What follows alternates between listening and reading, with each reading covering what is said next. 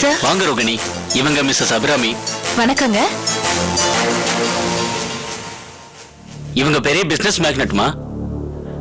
ரோகிணி, இவங்க நிறைய இண்டஸ்ட்ரீஸ் வச்சிருக்காங்க. இவங்க அக்கவுண்ட் ஓபன் பண்ண வந்திருக்காங்க. நீங்க இவங்களுக்கு ஹெல்ப் பண்ணுங்க. சரி, ஓகே சார். நல்ல எக்ஸ்பீரியன்ஸ் இருக்கா? இருக்குங்க மேடம். ஏன்னா என் டைமை வேஸ்ட் பண்ணிட போறாங்க, அதான் கேட்டேன். நோ நோ, அப்படியெல்லாம் நடக்காது மேடம். ரோகிணி, இங்க அப்ளிகேஷன் ஃபார்ம் இருக்கு, ஃபில்அப் பண்ணி கையெழுத்து வாங்க. ஓகே ரோகிணி? ஓகே மேடம், நான் கேஷ் எடுத்து கொடுக்க போகணும். கேஷ் விஷயம் பொறுமையா வாங்க, நான் இவங்களை பாத்துக்கிறேன்.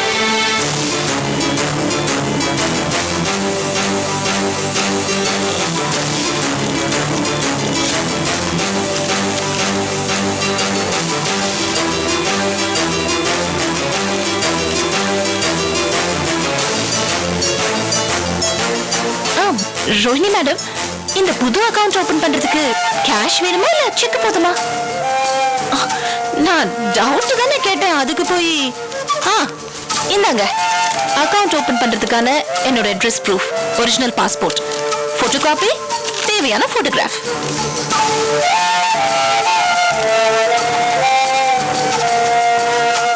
ஐயோ, ஏன் இவ்ளோ கோவம்? ரோஹிணி, என்ன நீ வீடு மாறிட்டா என்னால உன்னை பார்க்க முடியாதா? ஆருக்கு என்ன உனக்கு பாடி கார்டா? இல்ல அந்த வீட்ல மிலிட்டரிக்காரன் கார்த்திக் இருக்கிறதுனால நான் பயந்துருவேன் நினைச்சியா? நீ மிலிட்டரிக்கு உள்ளே போனாலும் நான் ஏவுகணை மாதிரி வருவேன். மிரட்டினா தானே நீ போலீஸ்க்கு போவேன். அதான் இந்த பேங்க்லயே நான் அக்கவுண்ட் ஓபன் பண்ணிட்டேன். எதுக்கு தெரியுமா? அடிக்கடி நான் உன்னை பார்க்கணும், உனக்கு டென்ஷன் கொடுக்கணும், அதுக்காக தான். என்ன கரண்ட் அக்கவுண்ட் ஷாக் அடிக்குதா? இந்த பேங்க்ல மட்டும் இல்ல, நமக்குள்ள ஒரு புது அக்கவுண்ட் ஆரம்பிக்கணும் ரோஹிணி. அந்த அக்கவுண்ட்ல எனக்கு கேஷ் எல்லாம் வேண்டாம், மதன் மதன் மட்டும்தான் வேணும். அந்த அக்கவுண்ட அபிராமி என்னைக்குமே மாத்திக்க மாட்டா.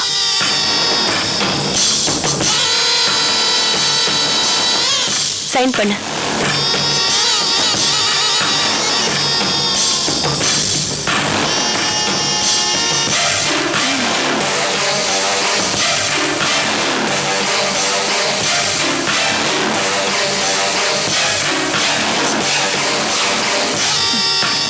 சீக்கிரமா அக்கவுண்ட் ஓபன் பண்ணிடு. இந்தா.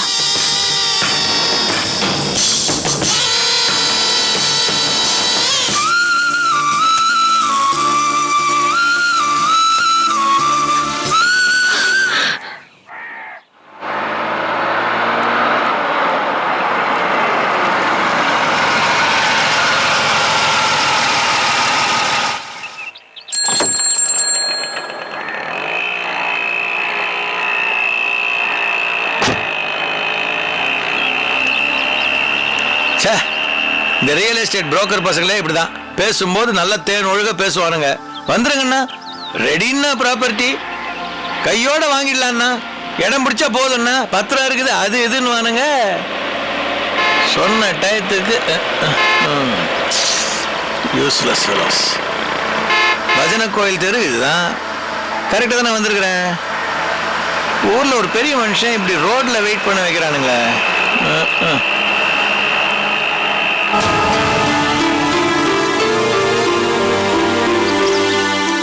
நம்ம பொண்டாட்டி பிள்ளையெல்லாம் நம்மளை விட்டு போயிட்டு அனாதி ஆக்கிட்டாங்கிற விஷயம் அவனுக்கும் தெரியும் போல இருக்கு.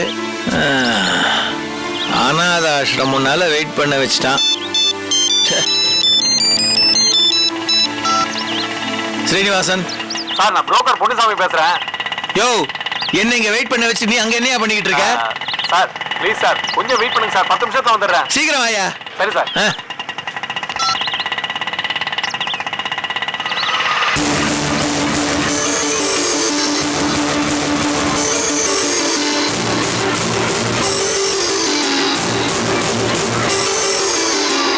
இது அனிதா தானே?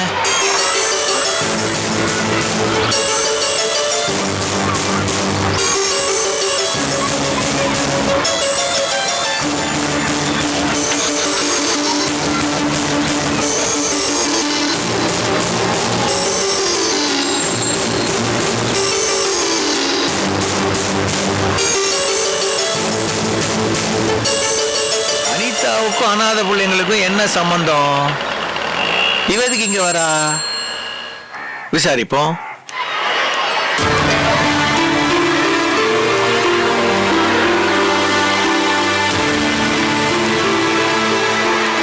எல்லாரும் போங்க போங்க போங்க. எக்ஸ்கியூஸ் மீ, நீங்க இங்க தானே வேலை பண்றீங்க? சேவை பண்றேன் சார். ஓ சாரி, நான் தான் தப்பா சொல்லிட்டேன். இப்போ பசங்களுக்கெல்லாம் இங்க சாக்லேட் கொடுத்துட்டு டாடா சொல்லிட்டு போனாங்களே, அது ஆர்கே பொண்ணு அனிதா தானே? ஆமா. அனிதா எதுக்கு இங்க அனாதாசிரமத்துல? ஆமா, நீங்க யார் சார்? ஓ நானா? நான் ஆர்கேவுடைய ஃப்ரெண்டு. 30-35 வருஷமா தெரியும். ஆர்கே பொண்ணாச்சேங்கிறதுனால கேட்டேன். ஓ அப்படியா? அந்த அம்மாவை அடிக்கடி இங்க வருவாங்க. அனாதை குழந்தைங்களை எல்லாம் பாத்துப்பாங்க. ஓய்வு நேரத்துல பாடம் சொல்லி தருவாங்க. தீபாவளி பொங்கலுக்கெல்லாம் புது துணி எடுத்து தருவாங்க. ஓஹோ. இதை தவிர நிறைய பண உதவி கூட பண்றாங்க. குழந்தைங்க மேல அவ்வளவு பாசமா? ஆமாங்க. டாக்டர் அவங்களுக்கு குழந்தை பிறக்காதுன்னு சொன்னதுனால இத்தனை குழந்தைங்களையும் அவங்க குழந்தைங்களா நினைச்சு பாசம் காட்டுறாங்க. கடவுள் எப்பவுமே அப்படிதாம்மா, நல்லவங்களை சோதிப்பான். வாங்க.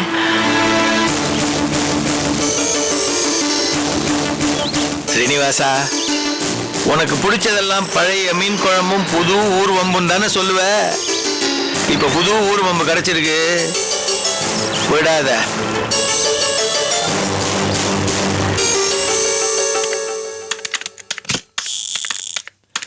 என்ன சம்பந்திமா?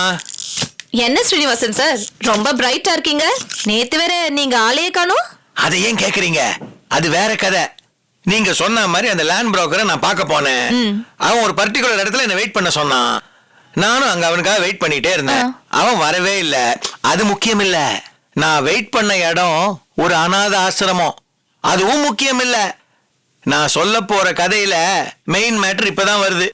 அந்த அனாத ஆசிரமம் உள்ளேந்து அனிதா, அதான் ஆர்கேவோட மூத்த மக, அவ வெளியே வந்தா. அனிதாவா? அவையே அங்க வந்தா? உங்களை மாதிரியே தான் நானும் முதல்ல குழம்பி போனேன். என்ன ஏதுன்னு விசாரிக்கலான்னு உள்ள போனேன். வேலை செய்யறவங்க கிட்ட கொஞ்சம் பேச்சு கொடுத்தேன். அப்பதான் தெரிய வந்தது, அவ அடிக்கடி அங்க வந்து சேவை செய்யறாளாம். அவளுக்கும் அவ புருஷனுக்கும் குழந்தை இல்லைங்கிற விஷயம் நமக்கு தெரியும். ஆனா அவளுக்கு குழந்தையே பிறக்காதான். இந்த விஷயம் தெரியுமா? அப்படியா? ஆமா சம்பந்திமா, இவ்வளவு முக்கியமான நியூஸ் ஆச்சே, உங்ககிட்ட சொல்றதுக்கு முன்னாடி கன்ஃபார்ம் பண்ணிக்குவோன்னு வேற சோர்சஸ் மூலமா விசாரிச்சு பார்த்தேன். டாக்டரே சொல்லிட்டாங்களாம், பிறக்காதான். இந்த சோகத்தை மறக்கிறதுக்கு தான் அந்த பொண்ணு அனாதாசிரமத்துக்கு போய் அங்க இருக்கிற குழந்தைங்களை எல்லாம் குளிப்பாட்டி சோறு ஊட்டி பொழுத போக்கிட்டு இருக்காளாம். எனக்கு குழந்தை பிறக்காதுன்னு சொன்ன அந்த ஆர்கே குடும்பத்து வாரிசுக்கு இப்ப வாரிசு இல்லையா? குட். ஸ்ரீனிவாசன் சார், காலையிலே நல்ல நியூஸா சொல்லிருக்கீங்க. அந்த அர்ஜுன் பையன் எவ்வளவு திமிரா பேசினா, இனிமே அவனை பார்த்தா நான் சும்மா விட மாட்டேன். அவன் ஆட்டம் துள்ளல் எல்லாத்தையும் நான் அடக்குறேன். அடக்குங்கம்மா. இவ்வளவு முக்கியமான நியூஸ்ங்கிறதுனாலதான் நேத்து உங்ககிட்ட போன்ல சொல்லாம நேரா ஓடி வந்து சொல்லிக்கிட்டு இருக்கேன், உங்க ரியாக்ஷனை பாக்குறதுக்கு. சம்பந்திமா, அந்த பையல சும்மா விடாதீங்க, ஓட ஓட விரட்டுங்க. பழைய முதலாளின்னு கூட பார்க்காம என்கிட்ட எவ்வளவு திமிரா பேசலாம் தெரியுமா அவன். சரி, நான் வரேம்மா.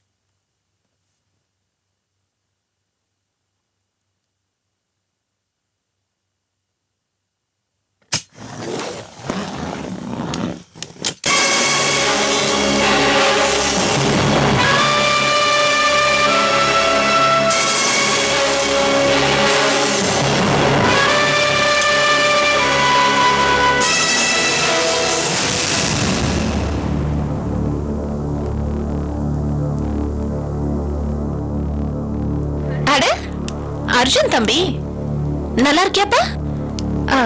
உனக்கு ஆயுசு 100. நான் இப்பதான் உன்னை பத்தி நினைச்சிட்டு இருந்தேன்.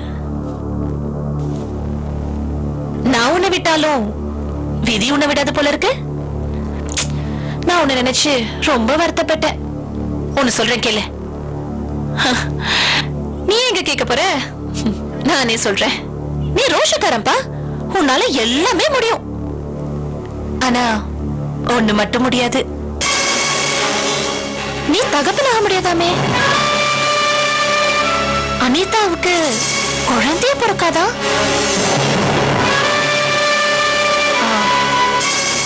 அவ மல்லடியா இல்ல உன் மனைவிய உன்னால தாயாக்க முடியாதா?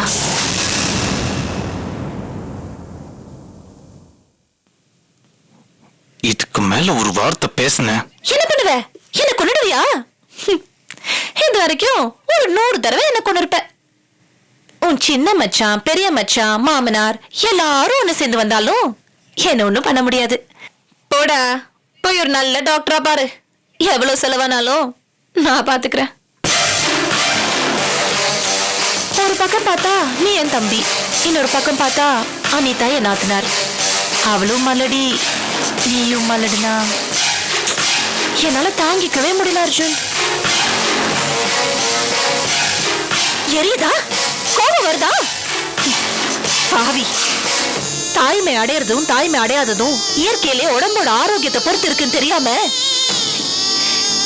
நான் மல்லடினதும் என்னை எப்படி எல்லாம் கேவலப்படுத்தின. நான் அதெல்லாம் மறந்துடுவேன் நினைச்சியா? அனுபவி, இப்ப நீ அனுபவி. என்ன அர்ஜுன் நிலைமை இப்போ? உன்னால ஆம்பளை மாதிரி பேச முடியும், கத்த முடியும், எகிற முடியும். ஆனா உண்மையிலேயே நீ ஆம்பளையே இல்ல.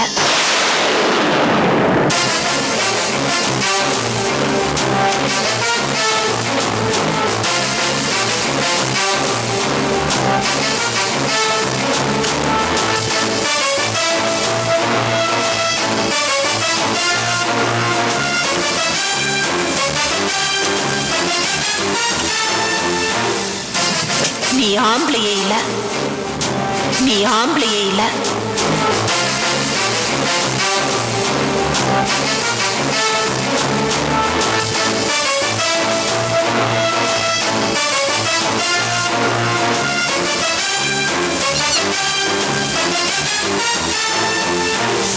என்னங்க, என்னாச்சு?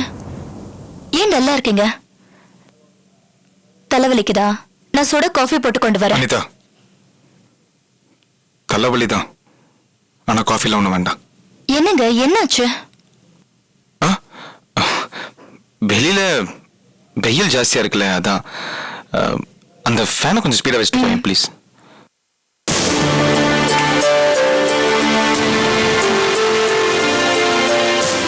நான் வேணும்னா தைலம் தச்சு விடட்டுமா? வேணாம்மா, பரவாயில்ல.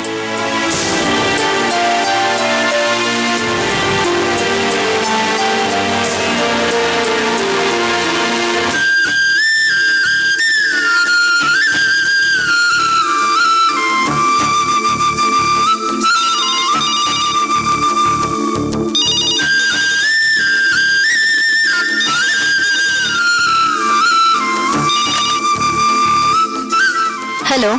ஹலோ அனிதா, நான் கார்த்திக் பேசுறேன். சொல்லுங்கண்ணே. அர்ஜுன் வந்துட்டானாமா? ஏன், எதுக்குண்ணே? ஒன்றும் இல்லைம்மா, அவன் செல்போனுக்கு பண்ணியிருந்தேன், செல் ஆஃப்ல இருக்கு. வெளியில ஒரு கம்பெனிக்கு போயிட்டு அவனை இங்கே வர சொல்லியிருந்தேன். அவன் வந்ததுக்கு அப்புறம் தான் நான் பேங்கே போகணும். அவன் எங்கே போனானே தெரியலையே. சரிண்ணே, நான் அவர் வந்ததுமே உங்களுக்கு ஃபோன் பண்றேண்ணே. சரிம்மா.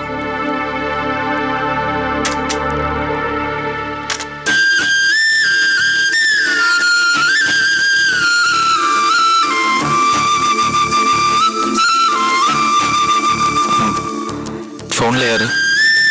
சின்னண்ணே.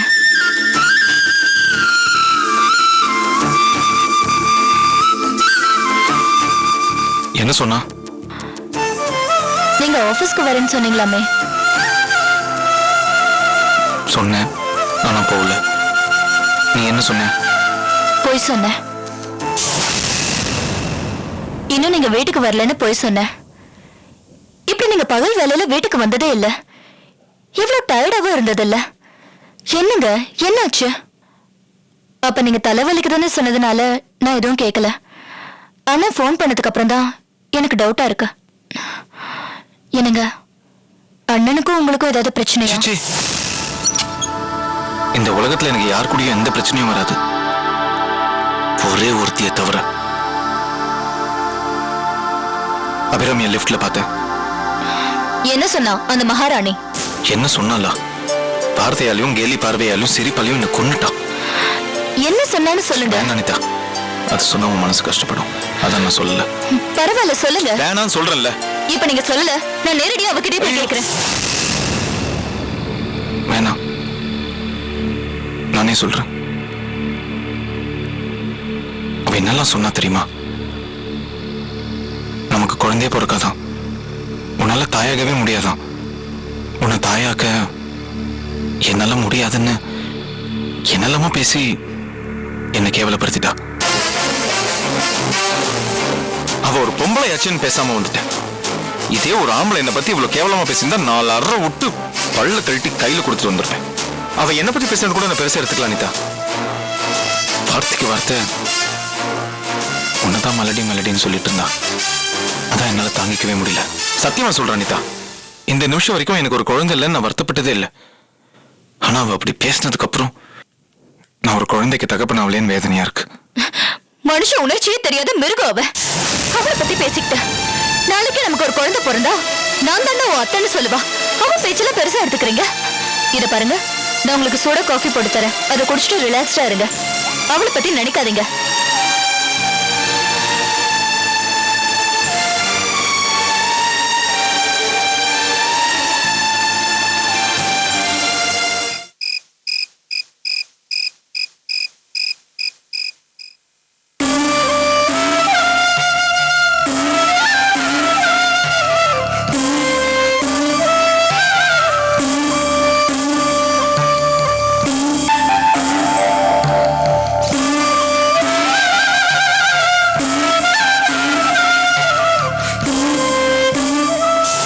குழந்தை பொறுக்க கூடாதுன்னு தான் நான் இதை சாப்பிட்டேன்.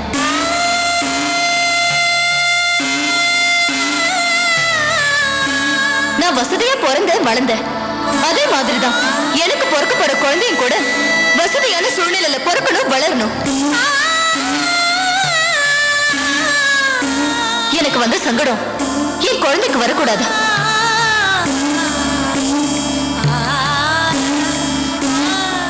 நீங்க ஒரு உயர்வான நிலைக்கு வந்ததுக்கு அப்புறம் நான் உங்க குழந்தைக்கு தாயானா போதும். அது வரைக்கும் நமக்கு குழந்தை வேண்டாம்.